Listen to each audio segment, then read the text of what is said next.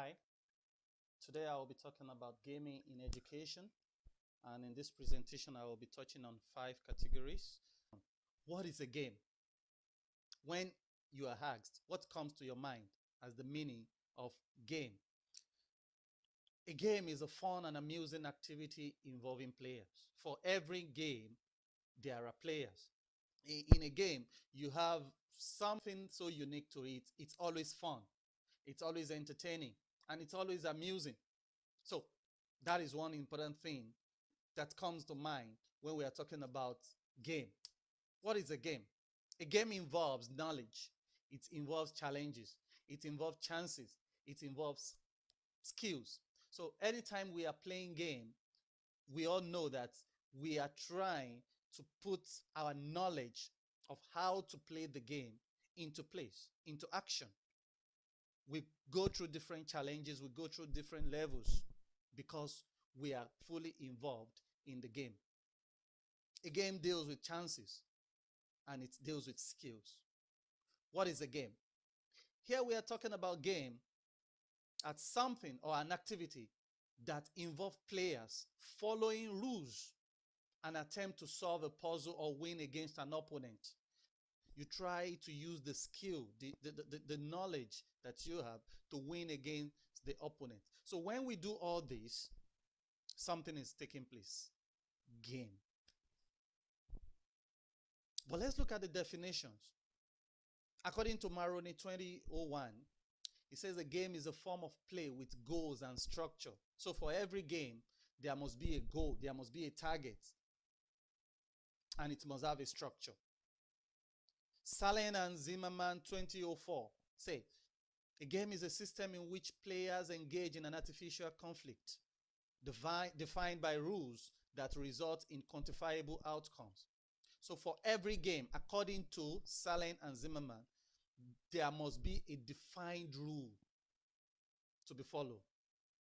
For every game, it must have element of conflict, like they are trying to fight for something or have a conflict based on achieving certain goal.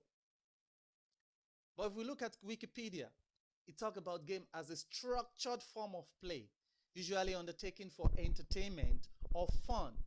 So for every game or for every gaming activity, the goal is to have fun.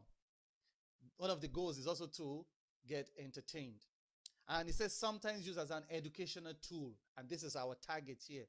So it goes beyond just having fun now. Yes, we are still having fun. Yes, we are still having entertainment going on. But at the same time, learning is taking place. Education is taking place. But let's finish it with Ijeluola et al. 2017. It says a game is a type of play where participants follow defined rules. And this is related to what is said by Salen and Zimmerman 2004. So what are the things we are going to take away from here? Number one, for every game, there must be goals. For every game, there must be structure. For every game, there must be rule. For every game, we must have fun. We must be entertained. And we must have that element of learning new things. So these are the major things. These are the major elements we pay attention to when we are talking about game. And coming into gaming in education. So introducing games in education, it must involve certain goals. What are the learning goals, even if we are bringing in the games into the education? It must be well structured. It must follow certain rules. The players must follow certain rules. The students must follow certain rules while playing the game. And also, they don't just play the game and become so serious. They have to be entertained. They need to have fun. And at the same time, they need to learn. So moving away from here, let's talk about roles of games in education. Utin et al. 2013 says, gaming in education is an utilization of game to support teaching and learning. So when we bring games into the education sector, education activity, what we are trying to do is to support our teaching activity and to support how students learn. Games engage and encourage students to participate fully I do believe that one of the major element of good teaching or good teaching and learning is engagement.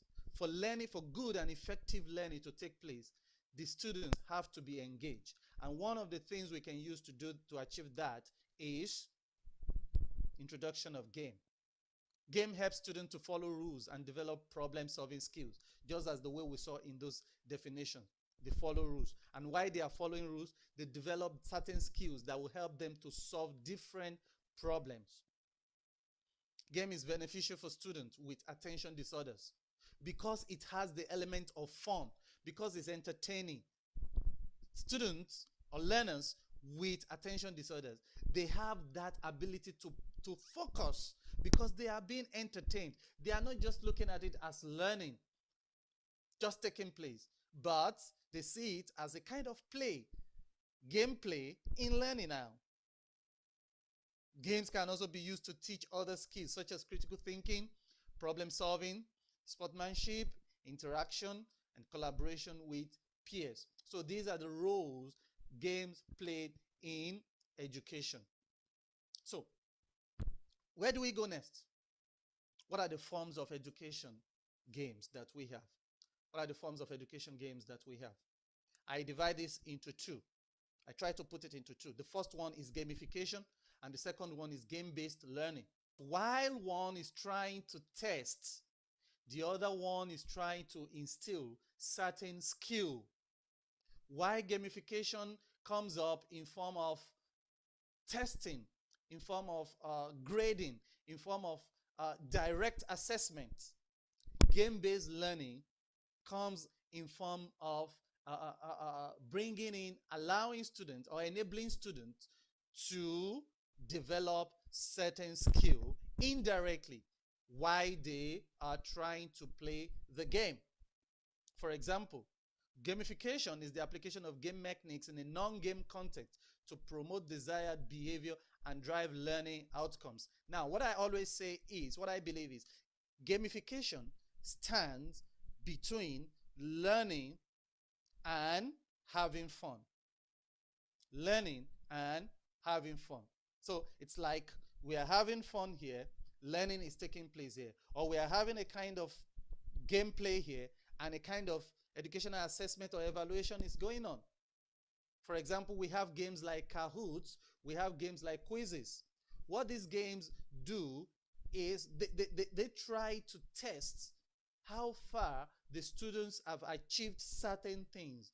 How far have they developed? What levels are they with their learning progress? To test learning progress. I mean, the progression of the students as they learn.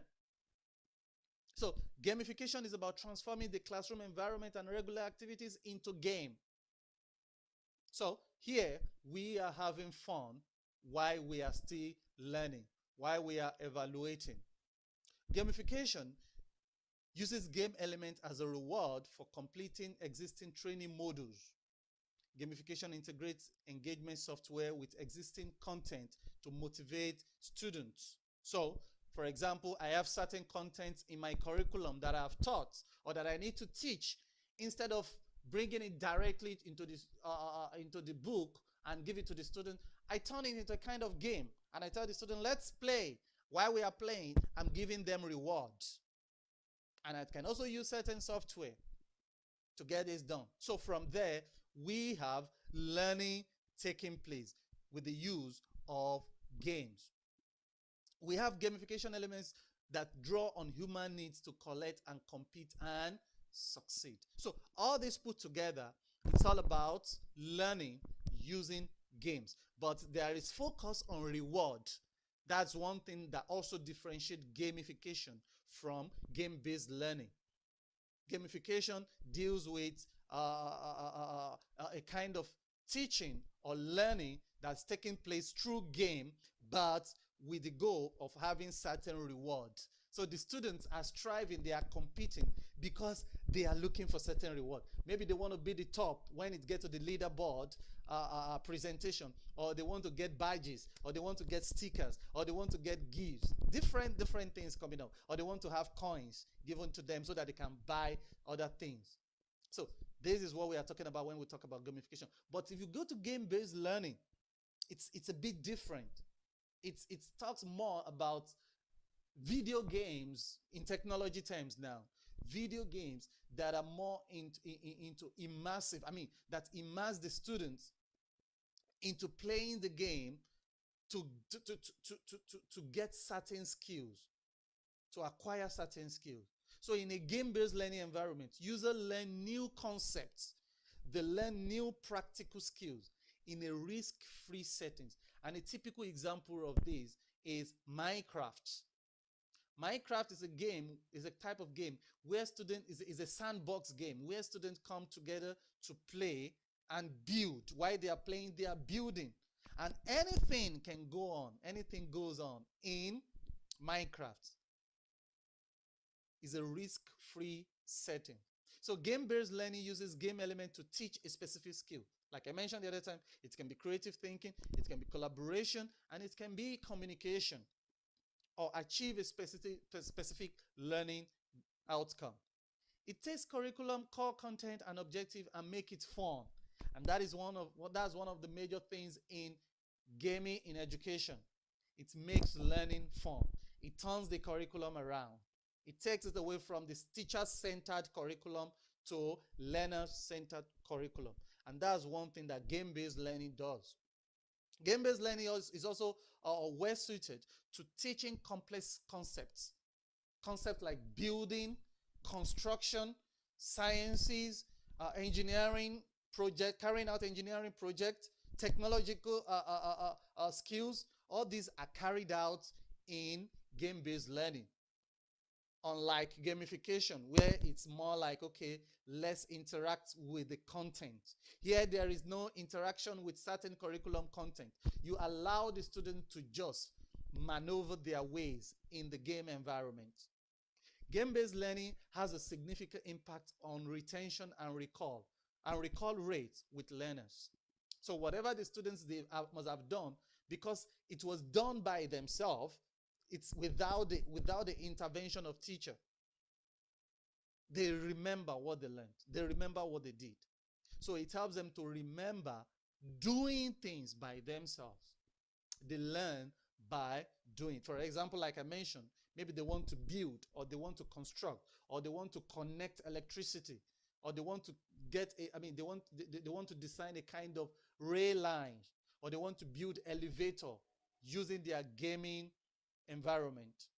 Learning takes place, and they are able to remember all these things. And the more interesting thing in all this, both in gamification and game-based learning, and more in game-based learning, is that they are able to transfer whatever they learn into real-world situation, real-life situation. And this is one of the major interesting things about gaming in education. Moving away from here, let's go to the next one, which is talking about the supporting theories in gaming in education. What are the theories that support games, bringing games into education? We have constructivism learning theory. It says, based on the idea that students can create their own learning based on their past experiences. So we believe, this theory believes that students create their own learning experiences based on their past experience. So using games will help many students take their experiences in a game and use it in learning. Also, accomplishing a task in a game will help a student gain the experience needed to tackle a real-life challenge. So, constructivism believes that students can create their own learning. So, when they work in a game environment, they build things by themselves without intrusion or without interruption of a teacher. They create that learning experience by themselves. They construct whatever they want to do. They construct learning by themselves. And this is fully supported by constructivism theory.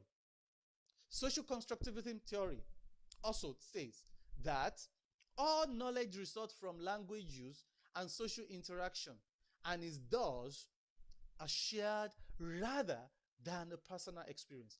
This one is telling us that for students to learn, it's not just based on their personal activity alone, but based on their interaction with people in their society. So like I mentioned, especially game-based learning and even gamification, some of the technologies we use for gamification these days, they allowed interaction among students. Like I mentioned, Kahoot allows interaction. Also, quizzes allows interaction and some other games like that. So, what happens here? By interacting, by collaborating, the students are able to construct learning experience among themselves through interaction with their peers. Behaviorism theory. This theory focuses on how students' environment influences their behavior. Students love activities that cause a positive feeling. And you can guess what I'm thinking? Games create positive feeling. It makes children happy. So anytime they want to play a game, the behavior changes because they have something on their mind. It's either I'm going to have fun, I'm going to collect gifts, I'm going to collect badges, I'm going to collect different things that motivate them to do that game, affect their behavior. So a student responds to good experience of winning by wanting to win more. This translates to learning progress. When I know that by the time I finish playing this game, my teacher is going to reward me with badge, I want to play more because I love badges. Finally, in the theory section, let's go to cognitive learning theory. It's a theory that looks at the way individual thinks. Mental processes play an important role in explaining how humans learn. The cognitive theory understands that both external and internal elements can influence the learner. Using games helps students understand how their thoughts impact their learning and behavior, and is a fun way to help them know how to control their thoughts. So with games, students can understand how his or her thought process can help him learn. One of the skills that students get to develop while playing game is critical thinking.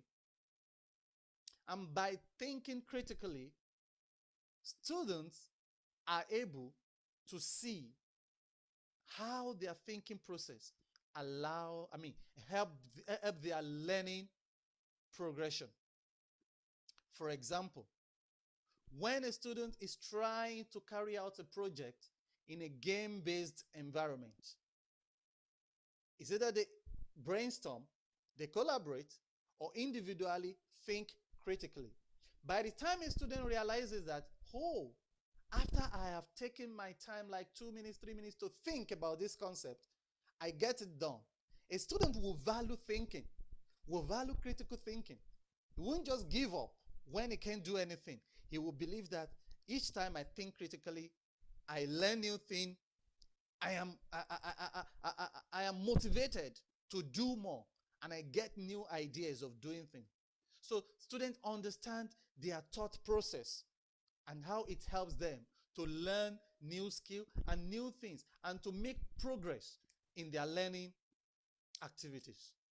So these are some of the theories that I believe support gaming in education. Then how do we integrate games in learning? One of the ways teacher can make learning memorable and fun is through the application of games. Involving games will not only make learning exciting, but also enhance productivity and creativity among the learners. How does this happen? So for a teacher to integrate, one of the things the teacher needs to do is to wrap up a story behind the game. There should be a storyline. Students love stories. Learners, kids, they love stories. So they are likely to remember the fictional characters, their powers, and out of these words strength in a story. A good play must have a story, a process, a gameplay now. The product is the end, whereas learning is what takes place between the beginning and the end of the story. So while they are following the game, they are following the story, and a certain learning skill is taking place. So how do we integrate? We prepare students' mind to fail. we prepare their mind. Every time a student fails, he or she gets a better understanding of the game and therefore have a chance to read between the lines, to know where they go wrong. Let's prepare their mind that in this game, you are going to fail, but when you fail, don't worry, try it again, because I know by the time you try again, you know how you failed and you will be able to avoid it. And in other way around, they will be able to apply this into real life situation. Life is full of success and failure. Step by step, with every trial and error, the student learns the correct way of doing the task problem or even test, and therefore does not have to be so disappointed by not winning all the time or not winning on time. So we need to prepare the mind of the student. So this is one of the ways to integrate. Another thing is we use constructivism dynamics. Students need to take part in challenging activities such as building a kid economy with kids' currency, goods, and services. Such activities provide learners with the ability to freely express their ideas and talent, with each one of them working towards a certain goal. And on the other way around, this one helps students to understand, to develop the skill of economy, how things work, buy and selling, and other stuff. We can also employ the progression dynamics. Even as the learners are introduced to the gaming activities, one should take time and watch their progress to encourage them to carry on. If this is avoided, one may feel disadvantaged by the game's tricky nature and hence give up on the very first trial. What this one is telling us that every games have levels. And as a teacher, when you are integrating games in education, in learning and in teaching, what you try to do is the levels, the first level should be so easy that students can easily go through it. And they can easily use the previous knowledge that they use to achieve success in the first level. You design it in such a way that such knowledge can be transferred to the next level, and it keeps developing like that. But if the first level comes so hard, the students feel discouraged at the beginning, and that can demoralize them. So all these techniques, I believe, will help us to successfully integrate learning, games in our teaching and the learning activity of the students. Let's go to the final one. How do we assess the progress of the student while they are playing games and while they are learning? Learners can be assessed through the influence of games on their skills, behavior, and knowledge by pre and post-game measurements. For example, what we are trying to talk about here is before the students or the learner starts playing the game. As a teacher, you need to know the level. We need to understand the level of each student. What can they do? What can't they do? And we program all these into the games, and this will be factored into the goals, the general goals of our teaching activity for that day, or why we are bringing the game into their learning activity. What do I want them to achieve? What do I want them to learn? So at the end of the game, we try to juxtapose, we bring together what level a kid or a learner was few minutes ago, about an hour ago before they started the game, and the level, what the student or learner can do now after they finish the game. These are the things that we access. The teacher compares the class before and after using the learning games. This is the way we access. Teachers look at what has changed based on how they are currently handling problems and issues as compared to before the application of games. Teacher can access such skills as critical thinking skills, creativity skills, social skills, and problem-solving skills. And also, ability of the student to apply concepts of the game to solve real-life situations can also be evaluated. You can pose a kind of real life situation to them and see how the games have actually affected their thought process, their mental process, and their behavior, and how they construct things. Also, there are some technologies that are being used these days to measure changes in behavior and interactions of students while they are playing game. It's not just a kind of manual assessment alone. There are other technologies that are being used to measure all days interaction and improvement of students while playing game. So these are the things I really need to talk about. We've addressed the definition, we've addressed the forms, and we've addressed the supporting theories. We've also talked about the way we can integrate and how we can access. And looking at the references here, I have all this put together as my references just to put together this presentation. And I believe you have enjoyed my presentation. Thank you so much. Have a wonderful time.